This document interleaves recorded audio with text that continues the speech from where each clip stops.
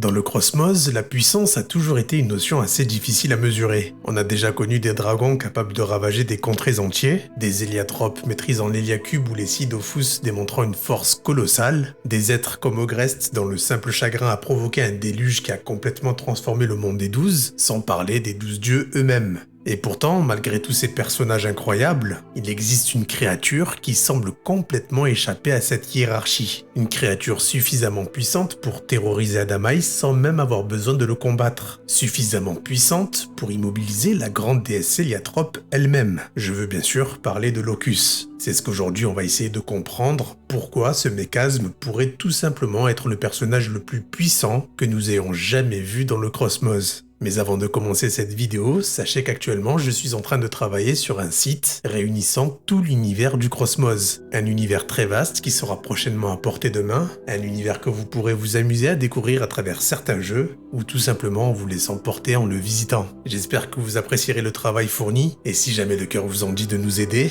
n'hésitez pas à nous rejoindre sur le Discord Ankanimation, le Discord référence des fans de l'animation Made in Ankama. Allez, ceci étant dit, découvrons ensemble pourquoi Locus est si puissant.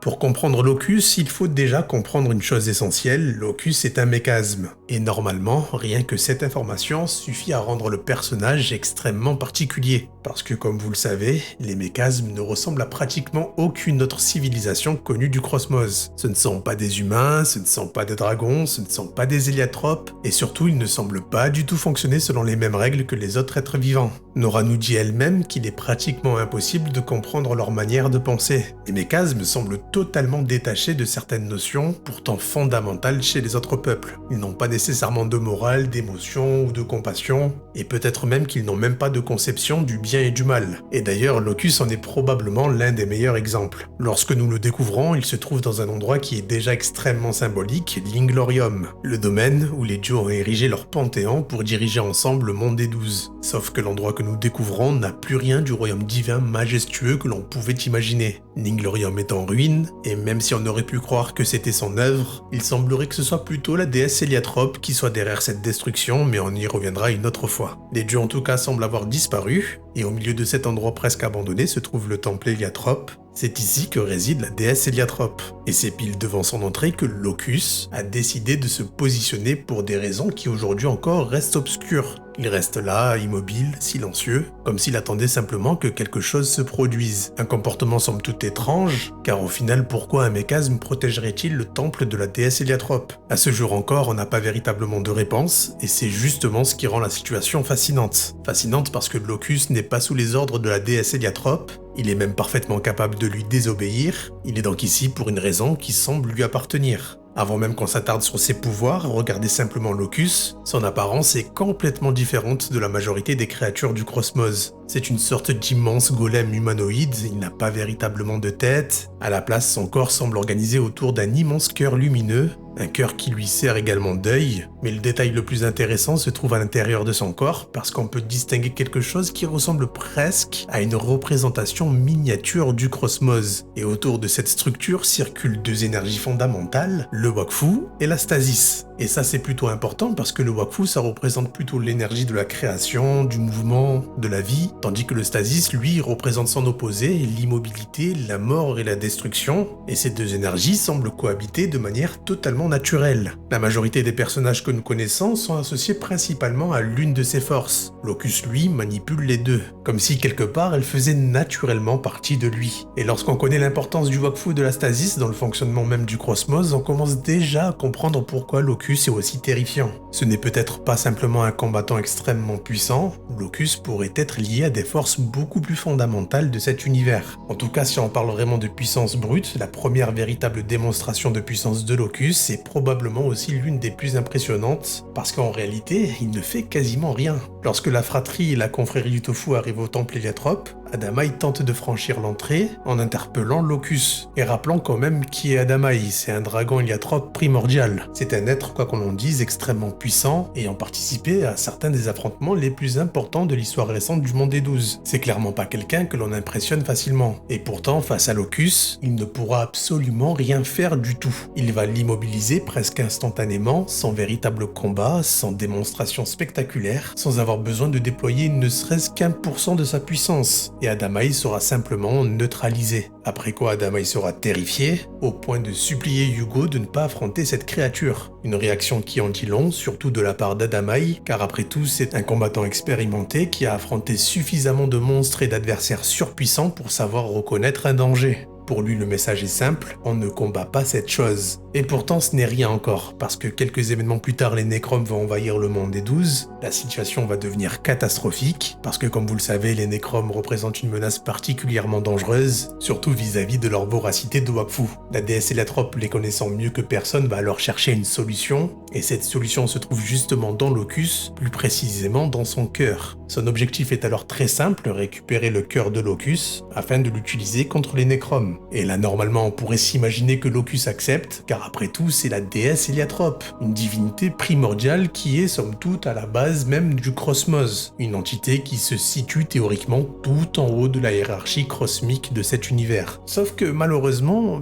Locus refuse. Et lorsque la déesse Héliatrope va malgré tout tenter d'obtenir son cœur, Locus va complètement la paralyser. Un échange, l'espace d'un instant, qui va complètement changer la perception que j'ai de Locus. Parce que, encore à la rigueur, on pouvait se poser des questions, vu qu'Adamaï, ça reste quand même un personnage qui reste humain, mais là il va démontrer qu'une déesse n'a pas du tout autorité sur lui. C'est Locus qui décide qui ou qui n'est pas digne de pouvoir acquérir son cœur. Il décide lui-même, sans aucune autorité au-dessus de lui, de ce qu'il fait ou pas. Et vu sa puissance, il peut se permettre absolument tout. Même une divinité aussi puissante que la déesse Héliatrope doit se soumettre à son jugement. À ce moment-là, une question commence forcément à se poser. Où est-ce qu'on place Locus dans la hiérarchie du Cosmos? Parce qu'il devient de plus en plus difficile de le placer simplement au niveau des autres personnages. Et c'est là qu'arrive probablement le meilleur élément de comparaison que nous possédons, Killby. Mais pas n'importe quel Killby, parce qu'à ce moment-là, il possède quelque chose d'absolument extraordinaire, les 6 Dofus Héliatropes. Et pour comprendre ce que cela signifie, il faut rappeler que les Dofus Héliatropes contiennent une puissance absolument colossale. Réunir les 6 permet d'atteindre un niveau de puissance capable de renverser les lois du Cosmos et changer à jamais l'avenir qui adviendra. Malheureusement, la plupart du temps en provoquant des cataclysmes comme Ogrest ou encore Tauros. Et qui plus est, Killby n'est pas un individu ordinaire, c'est l'un des 6 héliatropes primordiaux, un être immortel, condamné à conserver les souvenirs de chacune de ses incarnations.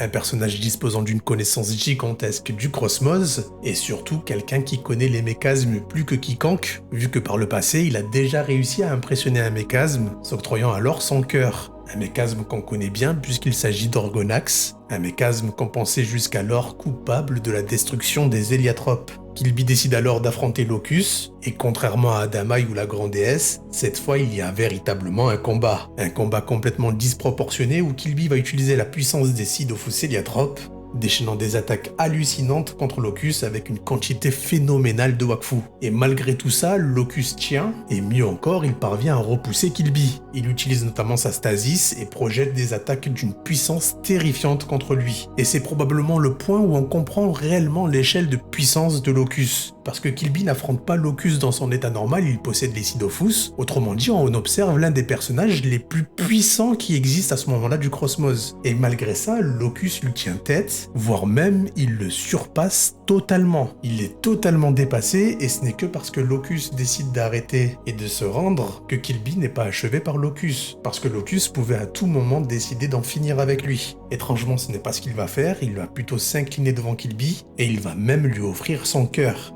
C'est probablement l'élément le plus mystérieux de toute cette histoire d'ailleurs, parce que quelques instants auparavant, Locus avait refusé la même chose à la déesse Héliatrope. Il l'avait pour ainsi dire jugée indigne. Alors pourquoi Killby ? Pourquoi cet Héliatrope, considéré pendant une immense partie de son histoire comme un traître par son peuple, serait-il plus digne qu'une déesse? La réponse à mes yeux semble se trouver dans les intentions de Killby. Locus observe son adversaire, il le teste, et quelque part au cours de leur affrontement, il semble comprendre quelque chose. Killby n'est pas là pour devenir plus puissant ou pour dominer, il cherche pas nécessairement une revanche, il se bat surtout dépourvu de perfidie dans l'unique but de sauver le Cosmos de la destruction qui semble inéluctable. D'ailleurs, quand on y réfléchit un peu, Killby a souvent suivi son idéal, se souciant peu des sacrifices que cela implique, donc forcément c'est discutable, mais dans son fond intérieur, il n'y a pas autant de malveillance que l'on pourrait croire. Et je pense que Locus semble comprendre. C'est là que toute la logique étrange des mécasmes prend son sens. La déesse estimait probablement avoir besoin du cœur de Locus dans un but égoïste, mais Locus ne raisonne pas selon son autorité, il se demande pas qui est la personne la plus importante devant moi, il semble plutôt se demander qui mérite réellement ce pouvoir. Et contre toute attente, sa réponse, c'est Killby. Locus lui remet alors volontairement son cœur, un geste qui permettra de combattre les Nécromes et qui transforme également le dernier combat de Killby en l'un des moments les plus importants de l'histoire.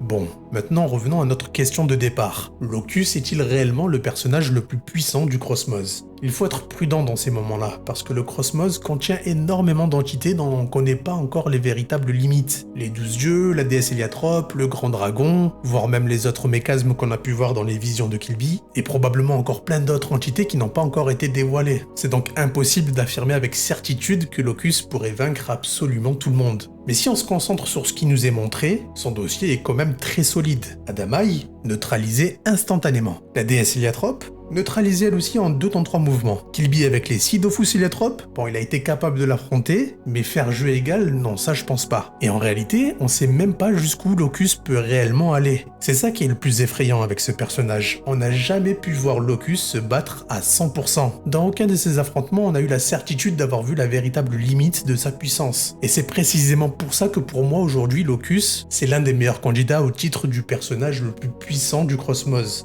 Qui plus est, en plus de ça, il y a quelque chose qui me fascine avec ce personnage, son apparence, son rapport simultané au Wakfu et la stasis, et cette étrange représentation cosmique visible à l'intérieur de son corps. Tout cela me donne presque l'impression que les mécasmes, généralement, sont l'incarnation même du Cosmos, que c'est l'univers lui-même, par l'intermédiaire de ses émissaires, qui semble régir, détruire, conserver et donner une continuité à une histoire qui doit arriver à un terme précis. Et cela pourrait expliquer pourquoi sa puissance semble irréelle. Parce qu'un dieu possède des pouvoirs, un dragon possède une quantité phénoménale de Wakfu, un Héliatrope, lui, peut apprendre à maîtriser son énergie, Locus, lui, me donne l'impression d'être constitué de mécanismes fondamentaux de cet univers. Il manipule facilement le Wakfu et la stasis comme si de rien n'était, il donne même la forme qu'il veut à son corps. En tout cas, c'est réellement passionnant, et j'espère du fond de mon cœur qu'on aura quelque chose qui les remettra un jour sur le devant de la scène. Finalement, Locus est peut-être l'un des personnages qui résume le mieux tout ce qui rend le Cosmos fascinant. Il apparaît relativement peu, il ne parle pas, on connaît presque rien de ses motivations, et pourtant chacune de ses apparitions suffit à bouleverser complètement notre perception de la puissance dans cet univers. Alors est-il véritablement le personnage le plus puissant de tout le Cosmos? Peut-être. En tout cas, parmi les personnages dont nous avons réellement pu observer les capacités, il est très difficile de trouver plus terrifiant que Locus. Et ce qui est le plus inquiétant dans tout ça, c'est que Locus n'est qu'un mécasme. Parce que si un seul membre de ce peuple est capable de tenir tête à des dragons, des héliatropes et même des divinités, une autre question devient alors beaucoup plus intéressante. De quoi les mécasmes sont-ils réellement capables tous ensemble? De quoi nourrir notre imagination et peindre un avenir au Cosmos qui pourrait être plus exaltant que jamais.